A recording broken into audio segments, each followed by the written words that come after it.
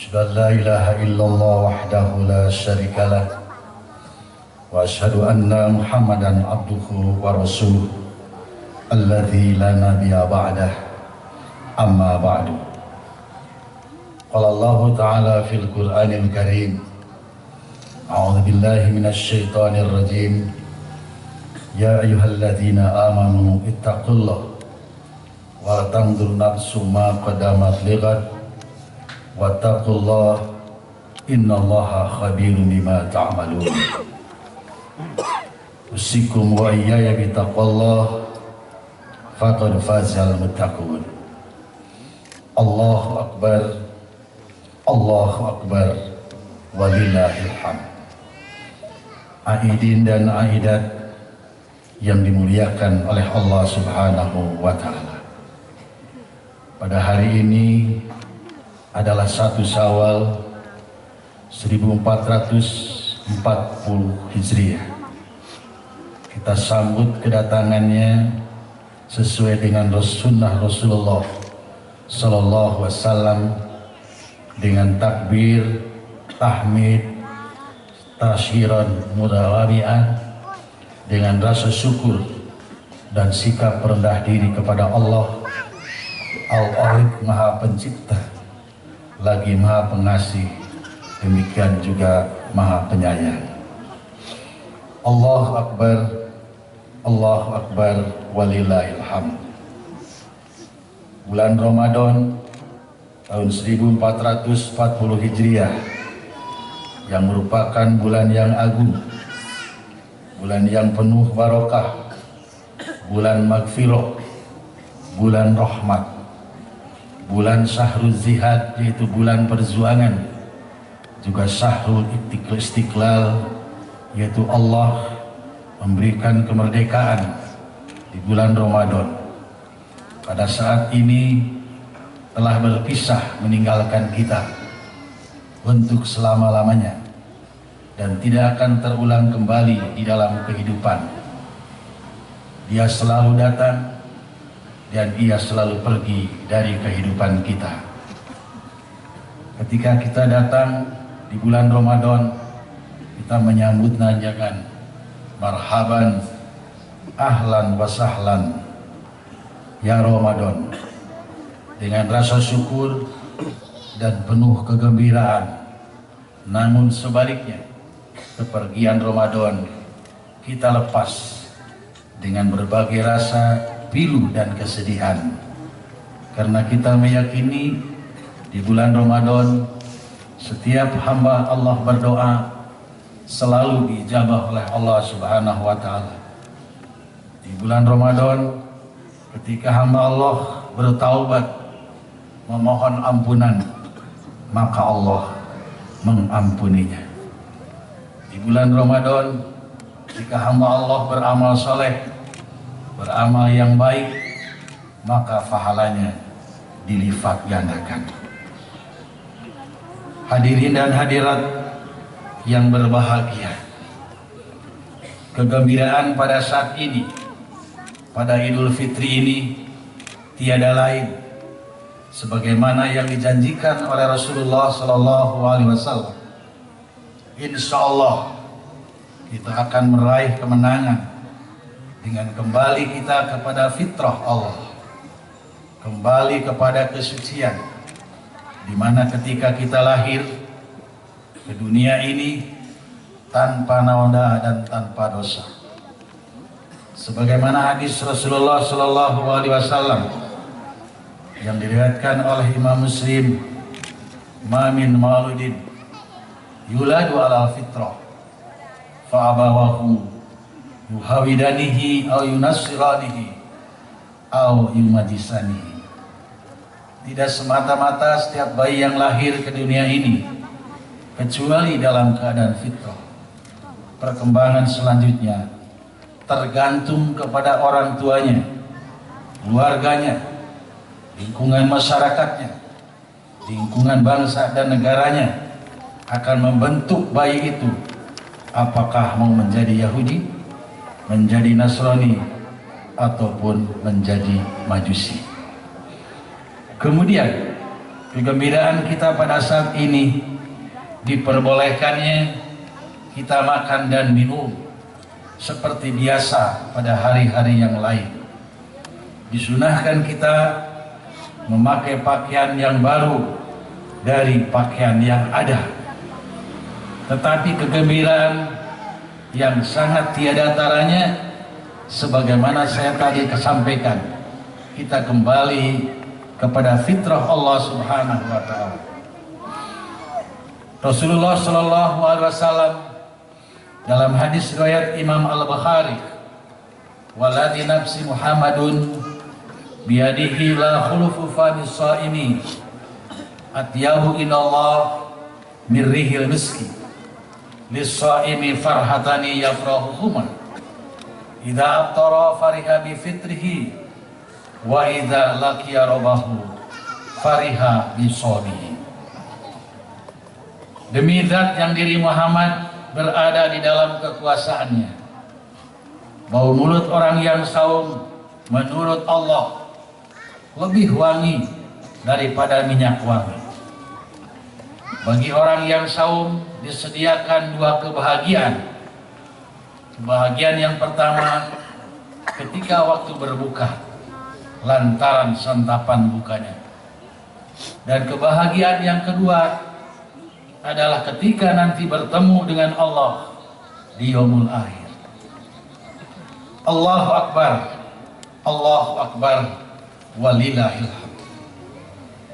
Kegembiraan ketika berbuka secara rutin selama 30 hari, sehingga kita berusaha sampai boleh dikatakan tidak ada orang yang melakukan buka saum waktunya ngaret, selalu tepat waktu sesuai dengan jadwal yang telah ditentukan.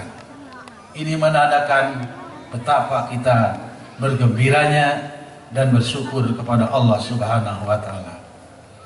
Kegembiraan yang kedua, Allah menyediakan nanti di akhirat sebuah pintu VIP untuk masuk surga yang disebut Babur Rayyan.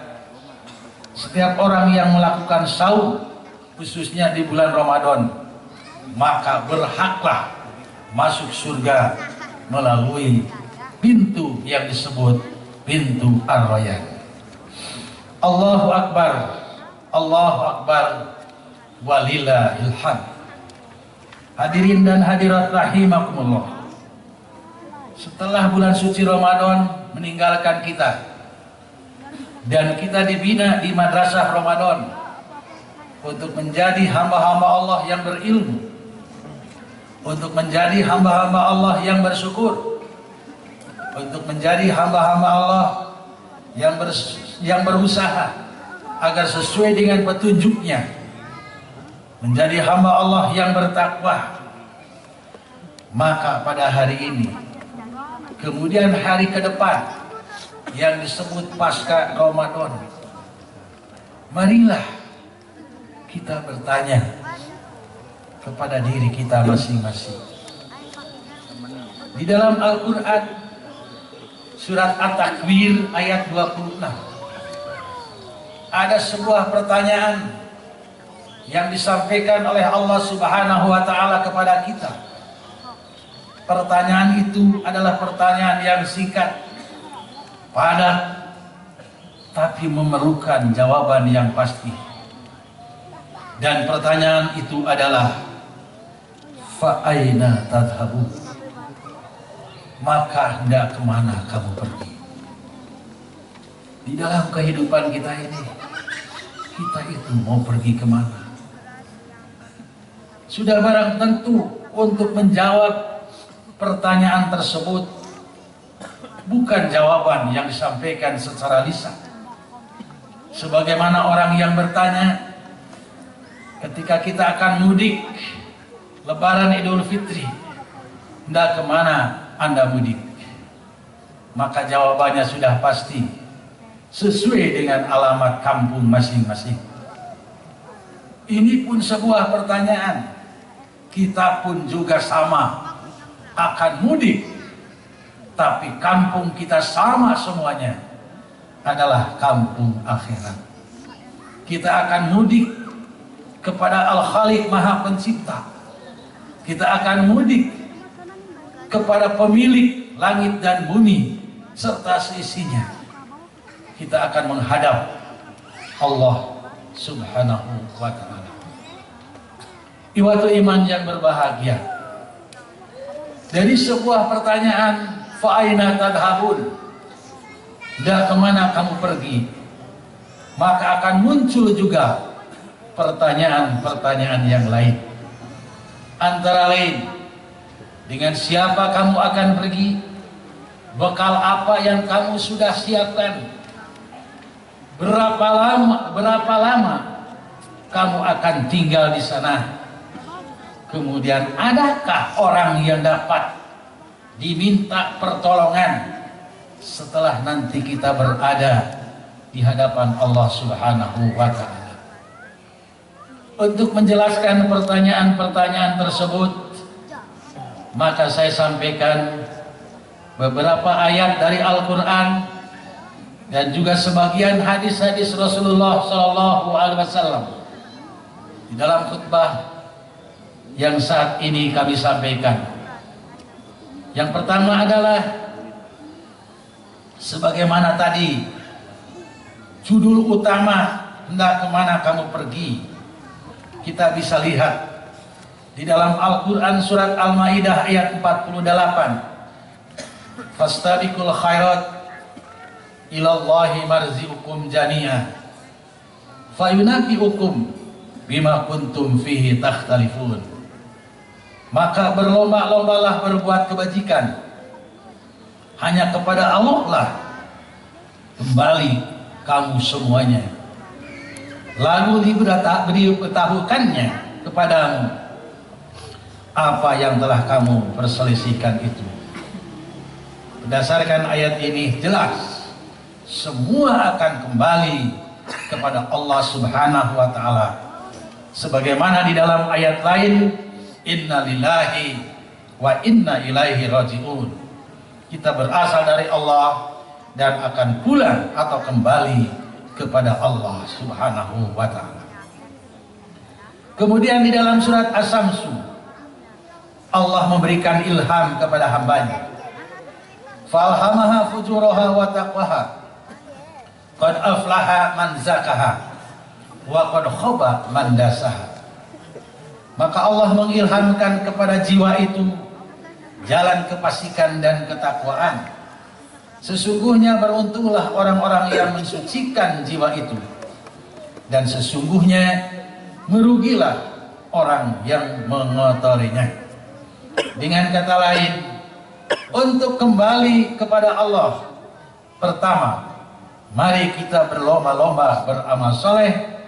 Kedua, mari kita memilih jalan takwa, sebagaimana kita sudah dilatih melalui ibadah saum dan qiyamul Ramadan di bulan suci Ramadan. Dengan demikian kita akan mendapat keberuntungan dari Allah Subhanahu wa ta'ala. Pertanyaan selanjutnya, dengan siapa kamu akan pergi? Di dalam hadis riwayat Imam Muslim dinyatakan, yatba'ul mayit thalathatun ahluhu wa maluhu wa amaluhu fayarji'u isnanin wa yabqa wahidun yarji'u ahluhu wa maluhu wa yabqa amaluhu. Akan mengikuti jenazah ketika akan kembali kepada Allah tilu kelompok. Yang pertama, keluarga. Yang kedua, harta. Dan yang ketiga, amalnya. Yang dua akan kembali, sedangkan yang tetap terus mengikuti sampai menghadap Allah itu cuma satu. Apa yang dua kembali itu? Yang pertama adalah keluarga, yang kedua adalah hartanya, dan yang akan tetap selalu mengikuti adalah amalnya. Dalam sebuah kehidupan ada sebuah analogi. jika kita punya teman 3 orang. Yang pertama A, teman yang kedua B, yang ketiga C.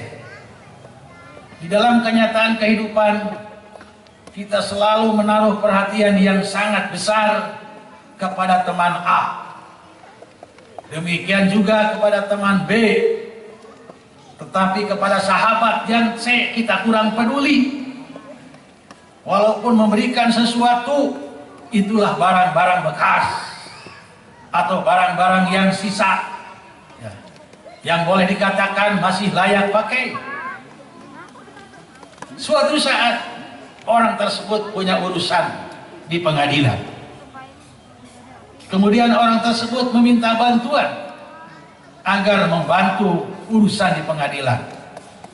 Datanglah ke sahabat A. Karena merasa sahabat A itu selalu dipentingkan urusannya, maka anggapannya tidak mungkin sahabat A tidak membantu saya dalam urusan pengadilan. Tetapi kenyataannya sahabat A memohon maaf. Bukan saya tidak ingin menolong. Kami tidak mampu untuk menolong Bapak. Maka seorang itu pergilah ke sahabat B. Sahabat B pun menjawab, paling-paling saya bisa mengantar sampai pintu pengadilan.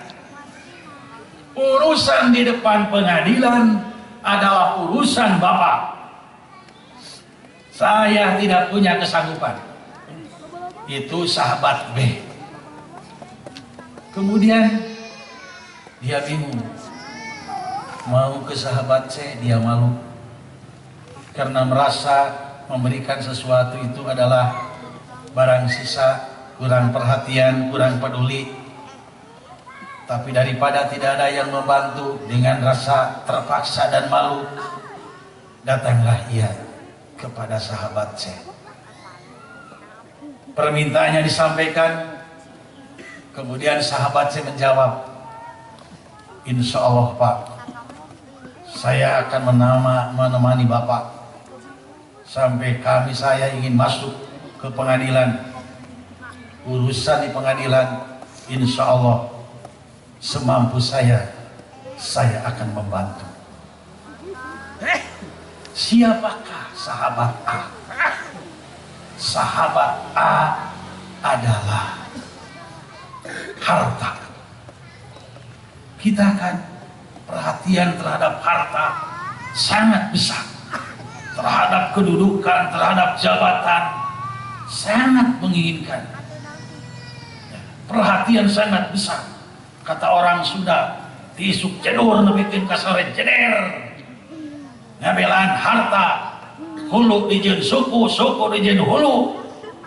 Tuh hulu kolean. Kopea. Itu membela harta. Tapi nanti suatu saat menghadap Allah, harta tidak bisa membantu. Kemudian siapa sahabat B? Sahabat B itu keluarga.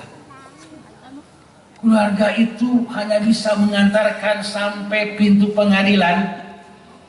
Artinya sahabat B hanya sampai kuburan.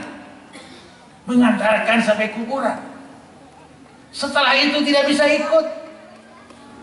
Walaupun istri tercinta berjanji sehidup semati, wadul. Sebab ketika suami meninggal masuklah liang lahat, suami atau istri pulang kembali cuma sampai pintu pengadilan. Siapa yang terus mengikuti sampai masuk ke alam kubur, ke alam barzah, nanti menghadap Allah adalah amal soleh.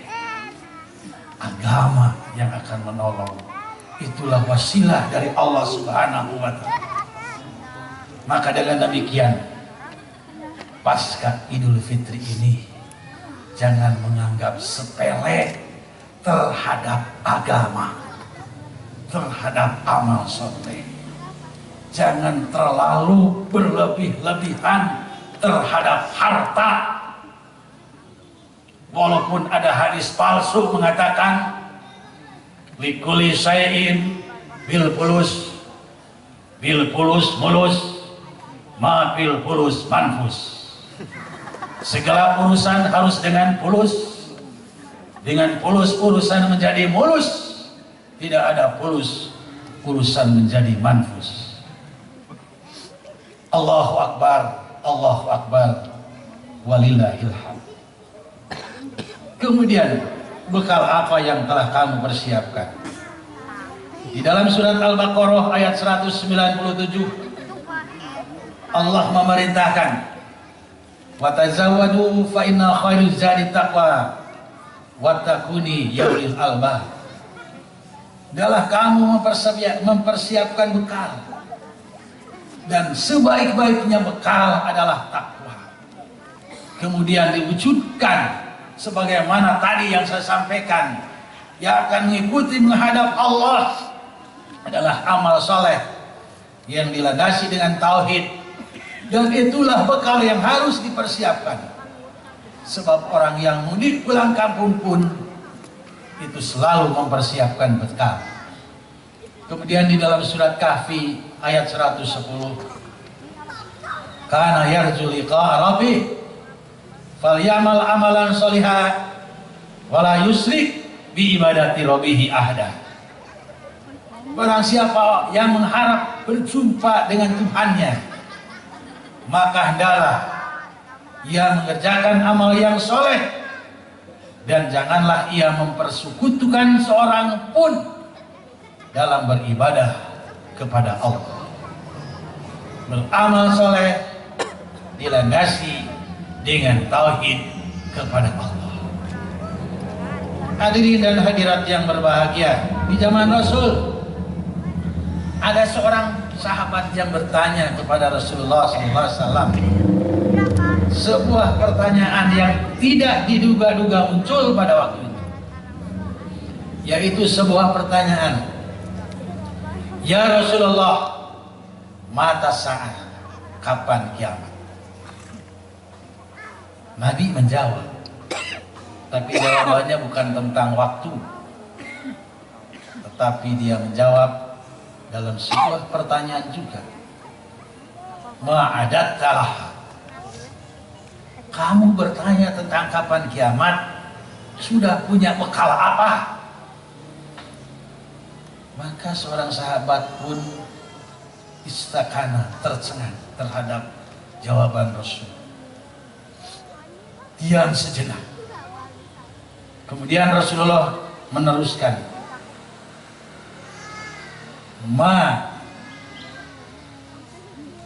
bukan Rasulullah, tapi sahabat itu berkata, ma'adattu laha kabirun siyaman wala salatan wala sodakotan walakini ahabullah wa rasulihi.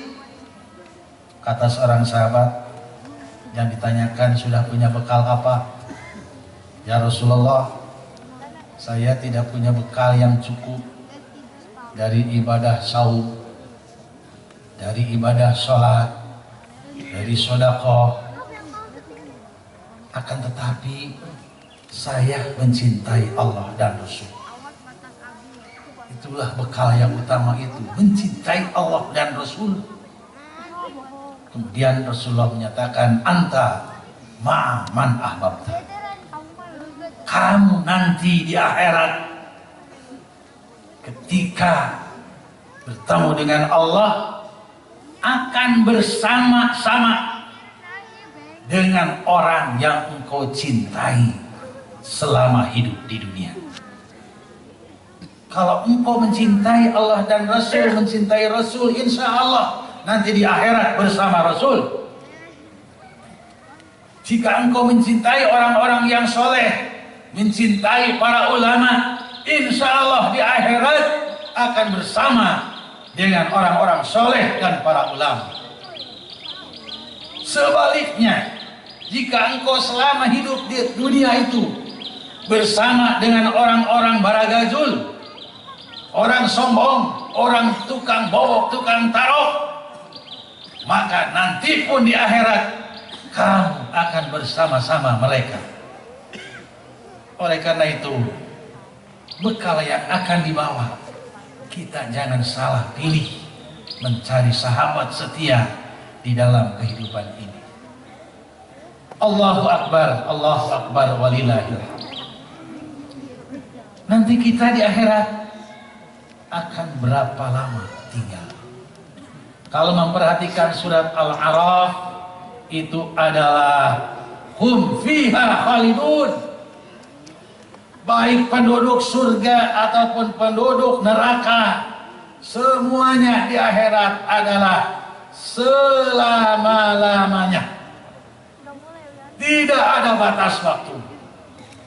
Kalau kita hidup di dunia, kita punya batas waktu. Ketika ajal sudah tiba, habislah kehidupan kita di dunia. Tapi ketika nanti di akhirat adalah untuk selama-lamanya. Kemudian adakah yang bisa memberikan pertolongan? Ternyata harta yang banyak, anak yang banyak, la yanfa'u. Pada hari itu, hari akhirat, tidak ada gunanya. Yang ada adalah illa man atallah biqalbin salim, kecuali orang-orang yang hadap Allah dengan hati yang bersih. Kenapa hati yang bersih? Karena hidupnya selalu diisi dengan amal-amal yang saleh. Muara kata kuncinya dalam kita beramal, para ikhwatu iman yang berbahagia, baik secara kuantitas ataupun secara kualitas, adalah ikhlas. Ikhlas itu hanyalah yang diharapkan, hanyalah ridho dan maghfirah Allah Subhanahu wa ta'ala.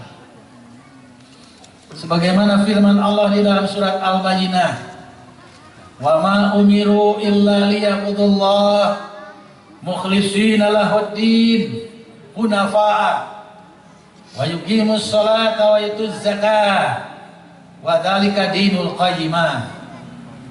Padahal mereka tidak disuruh kecuali supaya menyembah Allah dengan memurnikan ketaatan kepadanya yang disebut ikhlas, dengan menjalankan agama yang lurus, dan supaya mereka mendirikan salat dan menunaikan zakat. Yang demikian itu adalah agama yang lurus. Pada suatu saat Mu'adz bin Jabal memohon tauzih, memohon nasihat kepada Rasulullah sallallahu alaihi wasallam. Maka Rasulullah sallallahu alaihi wasallam memberikan tauzihnya atau nasihatnya, akhlis dinaka yakfikal amalul qalil. Berikhlaslah kamu dalam melaksanakan agama, maka cukuplah bagimu walaupun dari sisi kuantitas amal sedikit. Allahu Akbar, Allahu Akbar, walillahil hamd. Aidin dan aidat yang mengharapkan ridho dan maghfirah Allah Subhanahu wa ta'ala. Dengan demikian kita semua sepakat bahwa jawaban kita adalah dengan amal. Amal soleh yang dilandasi dengan keikhlasan untuk kita semua kembali kepada Allah Subhanahu wa ta'ala. Marilah pasca Ramadan ini, mulai bulan Syawal dan bulan-bulan seterusnya, mari kita isi dengan bertaqarrub, dengan beribadah kepada Allah, baik yang merupakan ibadah badaniah ataupun juga ibadah maliyah. Pada intinya adalah mari kita tingkatkan kualitas diri kita. Sebab Rasulullah SAW menyatakan, "Faman kana yaumuhu khairun min amsihi fahuwa rabihun, wa man kana yaumuhu mithla min amsihi fahuwa maghbunun, wa man kana yaumuhu syarrun min amsihi fahuwa maghbunun." barang siapa yang kualitas hari ini lebih baik dari hari kemarin, maka orang tersebut akan memperoleh keuntungan. Barang siapa yang kualitasnya sama dengan hari kemarin, maka orang tersebut akan memperoleh kerugian. Dan barang siapa yang kualitas hari ini lebih jelek daripada hari kemarin, maka orang tersebut akan memperoleh laknat Allah. Na'udzubillah min dzalik. Demikian dalam sebuah hadis yang diriwayatkan oleh Imam Hakim. Allahu Akbar, Allahu Akbar, walillahil hamd. Memperhatikan orang tersebut di atas, akhirnya kita berharap, memohon kepada Allah Subhanahu wa Ta'ala, semoga kita senantiasa memiliki sikap istiqamah, sabar untuk menjawab pertanyaan-pertanyaan sebagaimana tersebut di atas, dengan jawaban yang pasti dalam bentuk amal-amal yang soleh yang dilandasi dengan imanan wahtisaban, yang semuanya muaranya untuk meraih ridho dan maghfirah Allah Subhanahu wa Ta'ala, yang pada akhirnya nanti di akhirat kita menjadi penduduk surga Allah Subhanahu wa Ta'ala yang kekal abadi. Allahumma ighfir lil muslimin wal muslimat wal mu'minin wal mu'minat al ahya minhum wal amwat. Allahumma rabbana dhalamna anfusana wa illam taghfir lana wa tarhamna lanakunanna minal khasirin. Allahumma rabbana atina fid dunya hasanah wa fil akhirati hasanah wa qina adzabannar. Aqulu qouli hadza wastaghfirullah li wa lakum. Wassalamualaikum warahmatullahi wabarakatuh.